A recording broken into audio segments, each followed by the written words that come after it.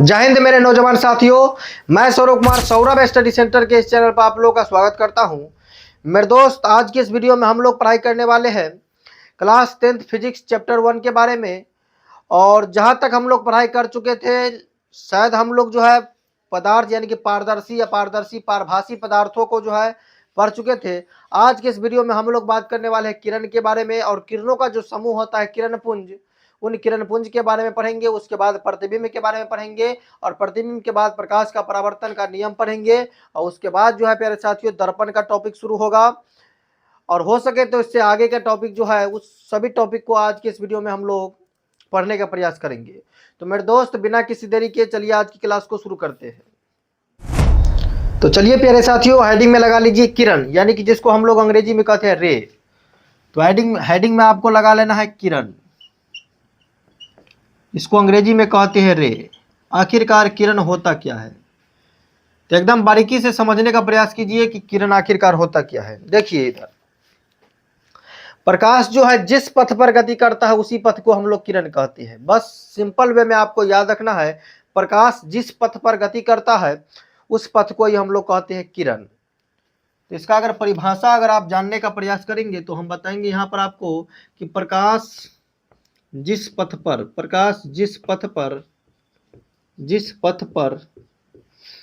करता है,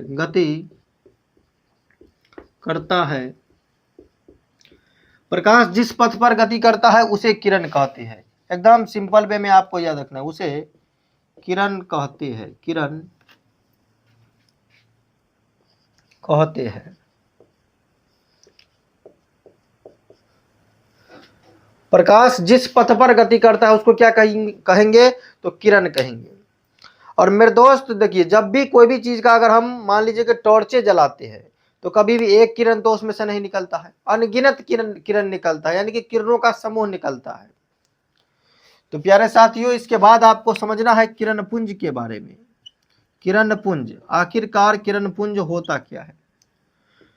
तो जैसे मान लीजिए हम यहाँ पर टॉर्चे जलाते हैं, जब हम टॉर्चे को जलाएंगे यहाँ पर, तो टॉर्च से ऐसे तो एक किरण तो नहीं निकलेगा, टॉर्च से जो है अनगिनत इस प्रकार से किरण निकलता है, और आगे की कोई जो है फैलते हुए निकल जाता है, कुछ जो है सिकुड़ते हुए निकल जाता है। इस तरह से जो है टॉर्च से प्रकाश निकलता है। तो किरण का पूरा समूह निकलता है, किरण का पूरा ग्रुप निकल जाता है यहाँ पर। तो प्यारे साथियों, किरणों का जो समूह होता है उसको कहते हैं हम लोग किरण पुंज। किरणों के समूह को क्या कहिएगा, तो किरण पुंज कहिएगा। तो आपको समझ करके रखना है कि किरणों के समूह को किरण पुंज कहते हैं। किरणों के समूह को किरण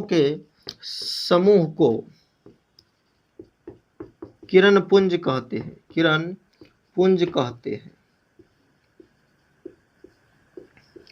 किरणों के समूह को किरण पुंज कहते हैं। और मेरे दोस्त, आपको यह बात भी समझ करके रखना है कि किरण पुंज जो है मुख्यतः 3 प्रकार के होते हैं। किरण पुंज कितने प्रकार के होते हैं, तो 3 प्रकार के होते हैं। और यहां पर समझ करके रखना है कि किरण पुंज जो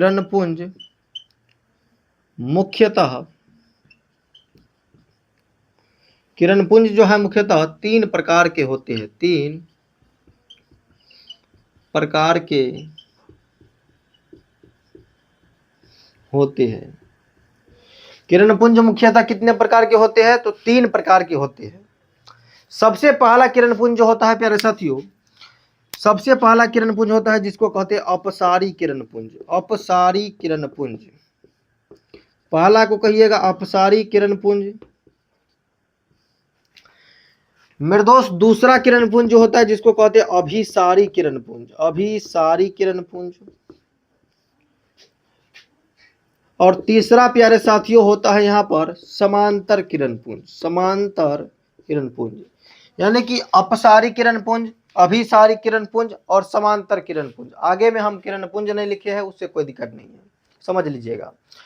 अपसारी किरण पुंज, अभिसारी किरण पुंज और समांतर किरण पुंज। आखिरकार क्या होता है अपसारी किरण पुंज, क्या होता है अभिसारी किरण पुंज और क्या होता है समांतर किरण पुंज, इसके बारे में भी समझ लीजिए। मेरे दोस्त, यहां पर आपको अपसारी किरण पुंज के बारे में समझना है। अगर कोई किरण पुंज यानी कि वैसा किरण पुंज जो एक बिंदु से आगे की ओर इस तरह से फैलती हुई चली जाए, ऐसे जो है आगे की ओर फैलती हुई चली जाए, तब उसको हम कहेंगे अपसारी किरण पुंज। अगर इसका परिभाषा लिखेंगे तो वैसा किरण पुंज जो आगे की ओर फैलती हुई चली जाए। जैसे मान लीजिए हम यहाँ पर कोई टॉर्चे जला दी, इस तरह से मान लीजिए जी कोई जो है यहाँ पर टॉर्च जल रहा है। अब टॉर्च में जब लाइट निकलेगा तो ऐसे मान लीजिए कि आगे की ओर फैलते हुए निकल जाएगा, इधर से ऐसे फैलते हुए निकल जाएगा, यानी आगे की ओर अगर फैलती हुई निकल जाए तब उसको कहिएगा अपसारी किरण पुंज। कौन सा किरण पुंज? तो अपसारी किरण पुंज। तो मुझे उम्मीद है कि आप अपसारी किरण पुंज को समझ लिए होंगे। दूसरा आपको समझना है अभिसारी किरण पुंज। मेरे दोस्त, अगर विभिन्न सारा किरण यानी कि वैसा किरण पुंज जो एक बिंदु पर आकर के मिले, यानी कि इधर से आकर एक बिंदु पर मिल जाए, इधर से भी किरण आकर के एक बिंदु पर मिल जाए, इधर से भी किरण आकर के एक बिंदु पर मिल जाए, इधर से भी किरण आकर के एक बिंदु पर मिले, और इधर से भी अगर किरण आकर के एक बिंदु पर मिल जाए, तीर का निशान बस इधर की तरफ घुमा दीजिए, यह हो गया आपका अभिसारी किरण पुंज।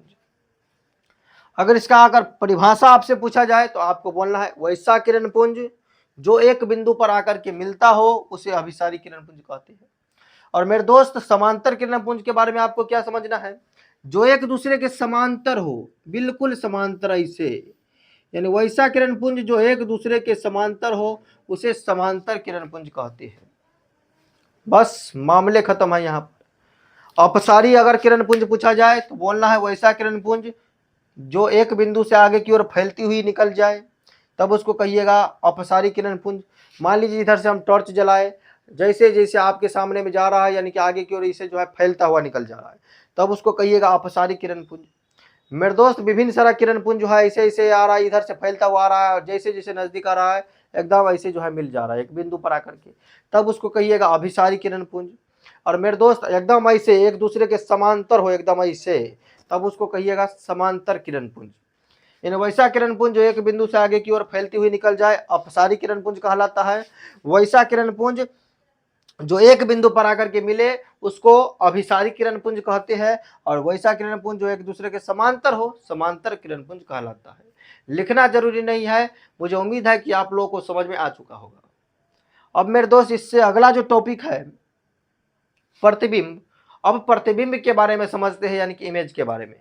पहले इसका स्क्रीनशॉट आप ले लीजिए। चलिए अब हेडिंग में लगा लीजिए प्रतिबिंब, जिसको हम लोग अंग्रेजी में कहते हैं इमेज। अब आपको हेडिंग में लगाना है प्रतिबिंब। प्रतिबिंब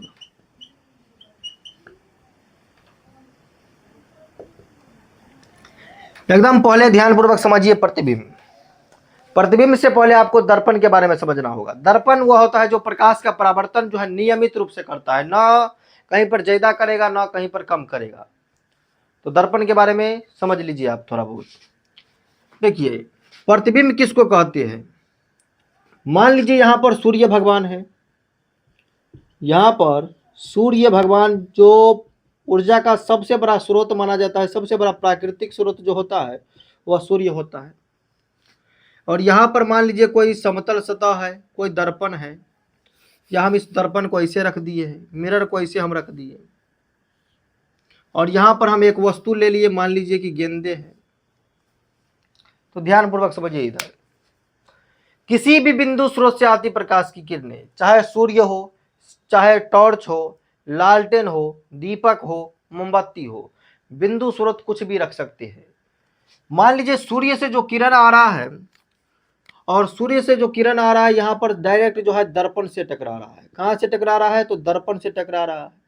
और दर्पण से टकराने के बाद जिस बिंदु पर जाकर के मिले या मिल जाए डायरेक्ट, ऐसे इस प्रकार से मान लीजिए इस बिंदु पर आकर के मिल रहा है, या मान लीजिए कि मिलता हुआ प्रतीत हो, मिलता हुआ प्रतीत हो, उसे उस बिंदु स्रोत का हम लोग कहेंगे प्रतिबिंब यानी कि इमेज। परिभाषा कैसे लिखिएगा? किसी बिंदु स्रोत से आती प्रकाश की किरणें दर्पण से परावर्तन के बाद जिस बिंदु पर मिलता है या मिलती हुई प्रतीत होती है। प्यारे साथियों, किस तरह से लिखिएगा? किसी बिंदु स्रोत से आती प्रकाश की किरणें दर्पण से परावर्तन के बाद जिस बिंदु पर मिलती है या मिलती हुई प्रतीत होती है उसे उस बिंदु स्रोत का प्रतिबिंब कहते हैं। एक बार फिर से समझिए, जब तक समझिएगा नहीं तब तक हम छोड़ेंगे नहीं। किसी बिंदु स्रोत से आती प्रकाश की किरणें बिंदु स्रोत के रूप में चाहे सूर्य हो, लालटेन हो, दीपक हो, मोमबत्ती हो, टॉर्च हो, मोबाइल हो, कुछ भी हो सकता है। किसी भी बिंदु स्रोत से आती प्रकाश की किरणें दर्पण से परावर्तन के बाद जिस बिंदु पर मिलती है या मिलती हुई प्रतीत होती है उसे उस बिंदु स्रोत का हम लोग कहते हैं प्रतिबिंब। तो प्रतिबिंब के बारे में आपको समझ में आ चुका होगा। चलिए इसका परिभाषा पहले लिख लीजिए। समझ में तो आ चुका होगा आपको, फिर भी लिख लीजिए। लिखिए यहां पर, किसी बिंदु स्रोत से आती प्रकाश की किरणें, किसी बिंदु स्रोत से आती प्रकाश की किरणें, आती प्रकाश की किरणें, प्रकाश की किरणें, किसी बिंदु स्रोत से आती प्रकाश की किरणें दर्पण से परावर्तन के बाद, दर्पण से परावर्तन के बाद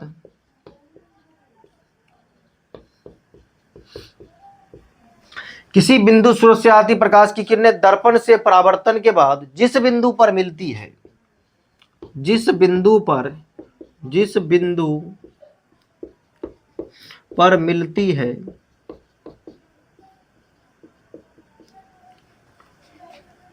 या मिलती हुई प्रतीत होती है, या मिलती हुई प्रतीत होती है,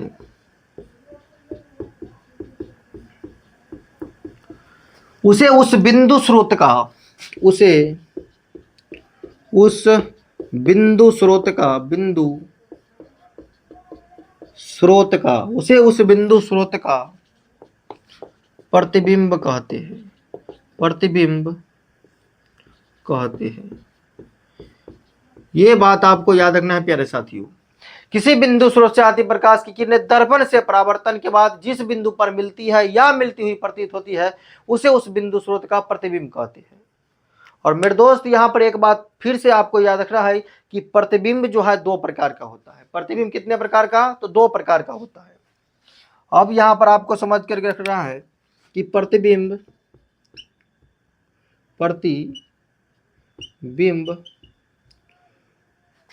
दो प्रकार के होते हैं, दो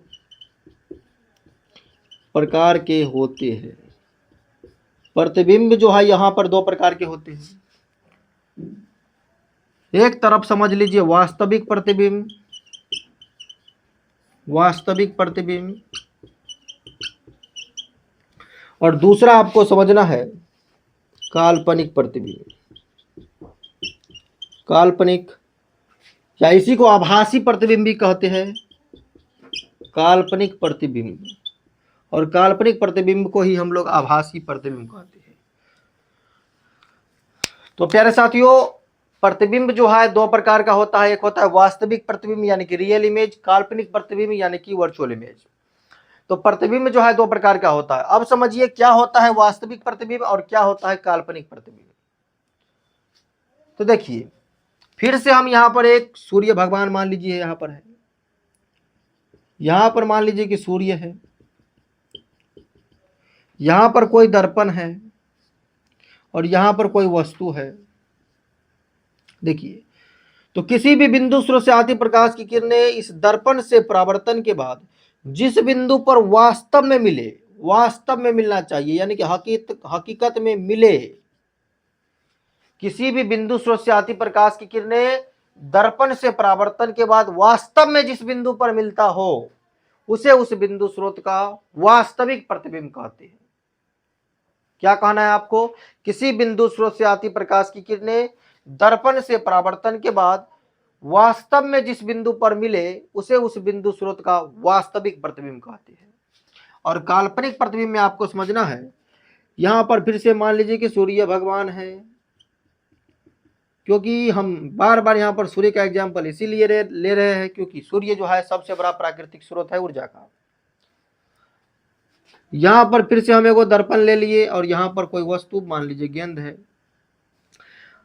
काल्पनिक प्रतिबिंब में आपको याद रखना है किसी बिंदु स्रोत से आती प्रकाश की किरणें दर्पण से परावर्तन के बाद जिस बिंदु पर मिलता हुआ प्रतीत हो, यानी कि टूटा फूटा रेखा में मिलता हुआ प्रतीत हो, यानी कि हम कल्पना करेंगे, हकीकत में नहीं देख रहे हैं कि रियल में यहां पर जाकर के मिल रहा है कोई किरण, तब उसको कहिएगा काल्पनिक प्रतिबिंब।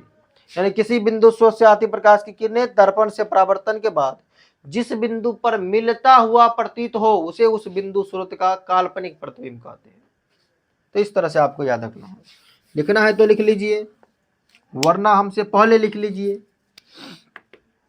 लिखना है किसी बिंदु स्रोत से आती प्रकाश की किरणें किसी बिंदु स्रोत से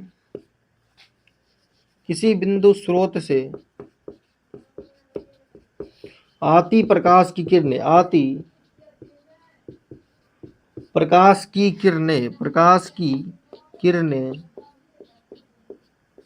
दर्पण से परावर्तन के बाद वास्तव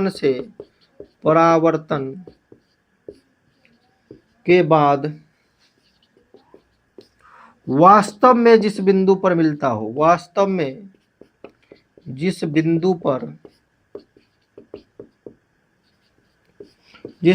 पर मिलता हो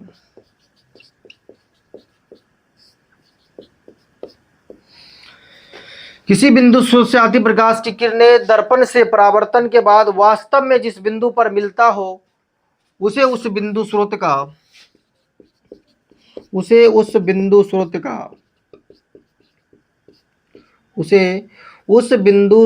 का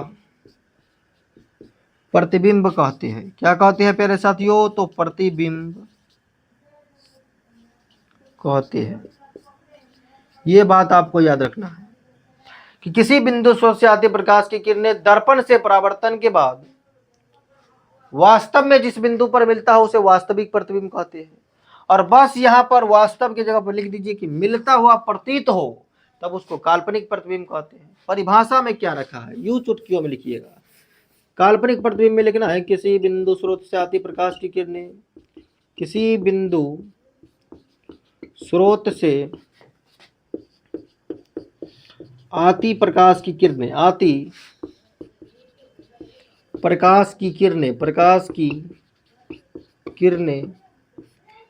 किसी बिंदु स्रोत से आती प्रकाश की किरणें दर्पण से परावर्तन के बाद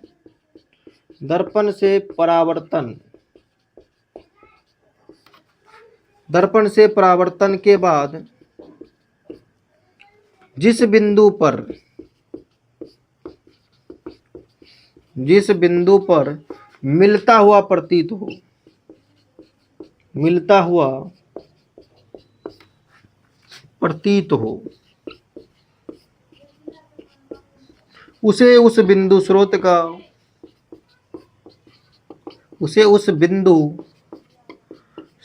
का काल्पनिक प्रतिबिंब कहते हैं। क्या कहते हैं? तो काल्पनिक प्रतिबिंब कहते हैं। ये बात आपको याद रखना है मेरे दोस्त। कभी कभी क्या पूछ दिया जाता है परीक्षा सब में, वास्तविक प्रतिबिंब और काल्पनिक प्रतिबिंब में अंतर स्पष्ट करें। एक और बात आपको समझ करके रखना है कि वास्तविक प्रतिबिंब को पर्दे पर प्राप्त किया जा सकता है और काल्पनिक प्रतिबिंब को पर्दे पर प्राप्त नहीं किया जा सकता है। यानी इसे हम पर्दे पर प्राप्त कर सकते हैं और इसे हम पर्दे पर प्राप्त नहीं कर सकते हैं। अगर आपसे मेरे प्यारे साथियों कभी भी अंतर पूछ दिया जाए कि वास्तविक प्रतिबिंब और काल्पनिक प्रतिबिंब में अंतर स्पष्ट करें, तो कैसे अंतर स्पष्ट कीजिएगा? सबसे पहले आपको लिखना है कि वास्तविक प्रतिबिंब और काल्पनिक प्रतिबिंब में निम्नलिखित अंतर है।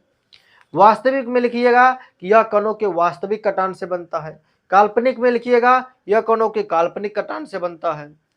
वास्तविक में लिखिएगा इसे पर्दे पर प्राप्त किया जा सकता है, और इस साइड लिखिएगा इसे पर्दे पर नहीं प्राप्त किया जा सकता है।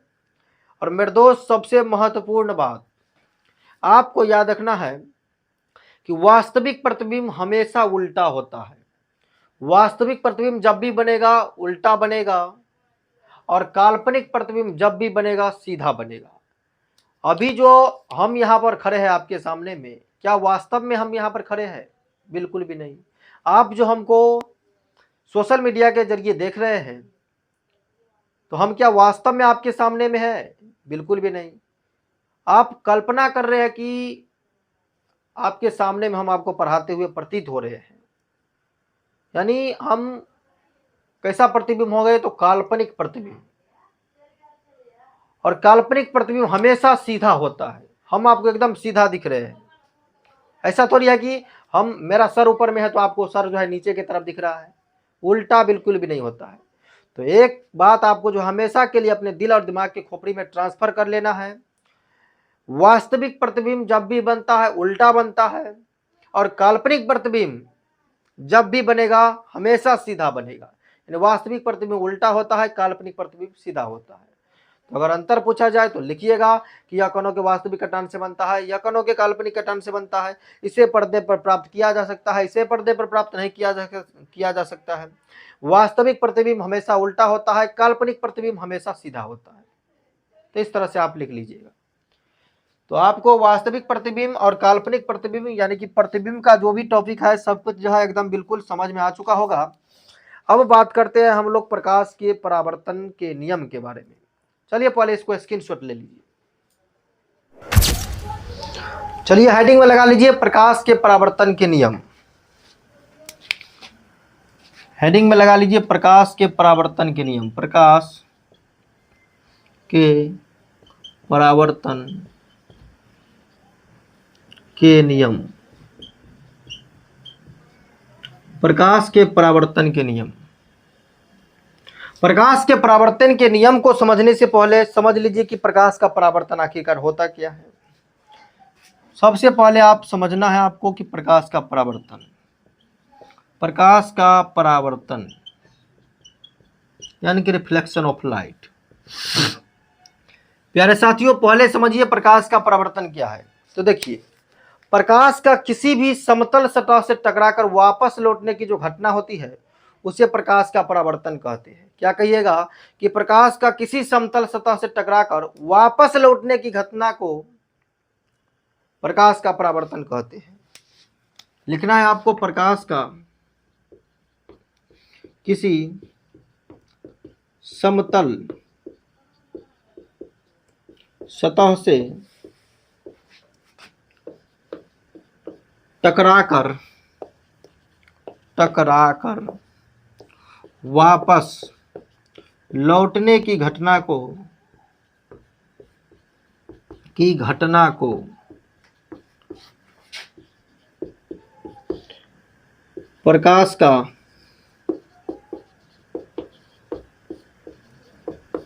परावर्तन कहते हैं। यानी कि प्रकाश का किसी समतल सतह से टकराकर वापस लौटने की घटना को प्रकाश का परावर्तन कहते हैं। अब कैसे देखिए समझिए, इधर मान लीजिए यहां पर कोई समतल सतह है, यहां पर कोई समतल सतह है, मान लीजिए कोई किरण आया यहां पर इस समतल सतह से टकरा गया और टकरा करके जो वापस लौटने की जो घटना है इसी को हम लोग कहेंगे प्रकाश का परावर्तन। और मेरे दोस्त जो किरण यहां पर आकर के किसी बिंदु पर मिलता है यानी जो किरण आकर के किसी सतह से टकराता है उस किरण को कहेंगे हम लोग आपतित किरण। आपतित किरण कहेंगे। क्या कहेंगे? तो आपतित किरण कहेंगे। यानी किसी सतह पर टकराने वाली किरण को कहते हैं आपतित किरण। और मेरे दोस्त आपतित किरण जिस बिंदु पर आकर के टकराती है उस बिंदु को हम लोग कहते हैं आपतन बिंदु। क्या कहिएगा इस बिंदु को? तो इस बिंदु को कहिएगा आपतन बिंदु। यानी आपतित किरण जिस किरण बिंदु से टकराती है उसको कहिएगा आपतन बिंदु। और मेरे दोस्त टकरा करके जो वापस लौट जाती है उस किरण को कहते हैं हम लोग परावर्तित किरण। परावर्तित किरण यानी आने वाली किरण को आपतित किरण, टकरा करके लौट गई किरण को परावर्तित किरण कहते हैं। और मेरे दोस्त आपतित किरण और परावर्तित किरण के बीच में एक लंब का निर्माण होता है, उस लंब को हम लोग कहते हैं अभिलंब। प्यारे साथियों उस लंब को क्या कहेंगे? तो उस लंब को कहते हैं अभिलंब। तो आपतित किरण और परावर्तित किरण के बीच में लंब का निर्माण होता है जिसको कहते हैं अभिलंब। यानी कि आपतन बिंदु पर खड़े लंब को ही हम लोग कहते हैं अभिलंब। और जब ये बीच में अभिलंब का निर्माण हुआ तो यहां पर भी एगो कोण बन गया, यहां पर भी एगो कोण बन गया। तो मेरे दोस्त आपको याद रखना है अभिलंब और आपतित किरण के बीच में जो कोण बनता है उस कोण को कहते हैं हम लोग आपतन कोण। कौन सा कोण कहेंगे? तो इस कोण को कहेंगे आपतन कोण, और इसको हम लोग एंगल आई से सूचित करते हैं। और प्यारे साथियों, यहाँ पर जो है कोण, परावर्तित किरण और अभिलंब के बीच में जो कोण है यहाँ पर, इस कोण को हम कहेंगे परावर्तन कोण, परावर्तन कोण, और इसको हम लोग एंगल आर से सूचित करते हैं। तो परीक्षा में आपको पूछा जाएगा कि आपतित किरण किसको कहते हैं, परावर्तित किरण किसको कहते हैं, अभिलंब किसको कहते हैं, आपतन कोण, परावर्तन कोण, ये सब जो है आपको पूछा जा सकता है। तो एक बार समझ लीजिए कि किसी सतह पर आकर के टकराने वाली किरण को आपतित किरण कहते हैं, सतह से टकरा करके वापस लौट गई किरण को परावर्तित किरण कहते हैं। आपतन बिंदु पर खड़े लंब को अभिलंब कहते हैं। आपतन बिंदु किसको कहते हैं? तो आपतित किरण जिस बिंदु पर आकर के मिलती है उसे आपतन बिंदु कहते हैं। अभिलंब और आपतित किरण के बीच बने कोण को आपतन कोण कहते हैं, इसे आई से सूचित किया जाता है। परावर्तित किरण और अभिलंब के बीच बने कोण को परावर्तन कोण कहते हैं, इसे एंगल आर से सूचित किया जाता है। ये सब आपको समझ में आ चुका होगा। अब देखिए, हम यहाँ पर पढ़ रहे थे प्रकाश के परावर्तन के नियम। तो प्रकाश का किसी समतल सतह से टकराकर वापस लौटने की घटना को प्रकाश का परावर्तन कहते हैं। और आपको याद रखना है कि प्रकाश के परावर्तन के 2 नियम होते हैं। कितना नियम? तो 2 नियम। आपको मेरे दोस्त याद रखना है यहाँ पर कि प्रकाश के परावर्तन के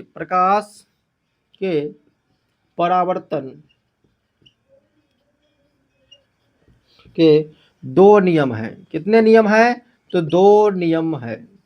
प्रकाश के परावर्तन के 2 नियम हैं, जिसमें पहला जो होता है प्यारे साथियों, जिसमें पहला जो होता है यहाँ पर, पहला की समझिए, पहला नियम क्या होता है? पहला नियम है कि आपतित किरण कोमा परावर्तित किरण। पहला नियम समझिए यहाँ पर, आपतित किरण कोमा परावर्तित किरण और आपतन बिंदु पर डाला गया लंब तीनों एक ही समतल में होते हैं। क्या याद रखना है? पहला नियम, आपतित किरण कोमा परावर्तित किरण और आपतन बिंदु पर डाला गया लंब तीनों एक ही समतल पर होते हैं, तीनों एक ही समतल में होते हैं, तीनों एक ही तल में होते हैं। पहला नियम हो गया। और दूसरा नियम आपको याद रखना है कि आपतन कोण का मान परावर्तन कोण के मान के बराबर होता है। यानी कि आपतन कोण अगर 20 डिग्री है तो परावर्तन कोण भी होगा 20 डिग्री। आपतन कोण अगर 30 डिग्री है तो परावर्तन कोण भी होगा 30 डिग्री। आपतन कोण अगर 45 डिग्री है तो परावर्तन कोण भी होगा यहाँ पर 45 डिग्री। ये बात आपको समझना है। तो पहला नियम क्या आपको ये लिखना है यहाँ पर कि आपतित किरण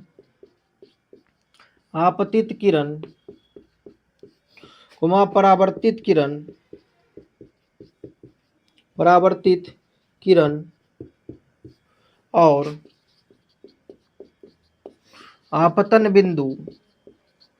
आपतन बिंदु पर डाला गया लंब तीनों एक ही तल में होते हैं। यानी कि आपतित किरण, परावर्तित किरण और आपतन बिंदु पर डाला गया लंब तीनों एक ही तल में होते हैं। और प्यारे साथियों, दूसरा नियम आपको याद रखना है, आपतन कोण का मान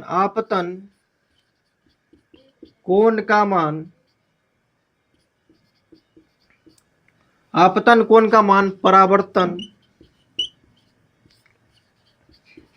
कोण के बराबर होता है। आपतन कोण का मान परावर्तन कोण के बराबर होता है, अर्थात कोण आई बराबर होता है यहाँ पर कोण आर, यानी एंगल आई जो है एंगल आर के बराबर होगा। ये बात आपको समझना है। तो चलिए आज की क्लास को यहीं पर समाप्त करते हैं। इससे आगे दर्पण का जो टॉपिक है हम नेक्स्ट क्लास में शुरू करेंगे। तो मिलते हैं नेक्स्ट वीडियो में एक और बेहतरीन टॉपिक के साथ। जय हिंद, जय भारत।